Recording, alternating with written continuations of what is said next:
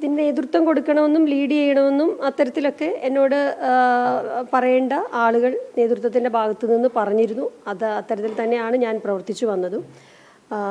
പിന്നീട് ഒരു മാറ്റമുണ്ടായത് എന്താണെന്നുള്ളത് വിശദീകരിക്കേണ്ടത് മാറ്റിയ അല്ലെങ്കിൽ അങ്ങനെ തീരുമാനമെടുത്ത ആളുകളാണ്. അതിനകത്തൊരു ഉത്തരവില്ല.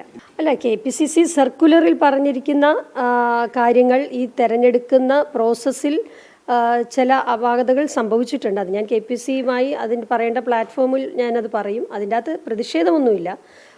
പക്ഷേ ശ്രദ്ധിക്കേണ്ട കാര്യങ്ങൾ, ഗൗരവമായി ശ്രദ്ധിക്കേണ്ട കാര്യങ്ങൾ ശ്രദ്ധിക്കണം. ഇനി മുമ്പോട്ടുള്ള പാർട്ടിയുടെ പ്രയാണത്തിലും അത്തരം കാര്യങ്ങളൊക്കെ ശ്രദ്ധിക്കേണ്ടത് ആവശ്യമാണ്. KPCC എന്ന് പറയുന്നത് ഏറ്റവും പ്രധാനപ്പെട്ട ഉന്നത ബോഡിയാണ്. KPCC കൊടുക്കുന്ന സർക്കുലർ പ്രകാരം വേണം എല്ലാ കാര്യങ്ങളും തീരുമാനിക്കാൻ. തെരഞ്ഞെടുപ്പ് പ്രോസസ്സ് എങ്ങനെ വേണമെന്ന് അതിൽ പറഞ്ഞിരുന്നു. ആ പറഞ്ഞിരുന്ന ഒരു പ്രോസസ്സ് നടത്തുന്നതിൽ ചില അപാകതകൾ സംഭവിച്ചിട്ടുണ്ടെന്നാണ് ഞാൻ വിശ്വസിക്കുന്നത്.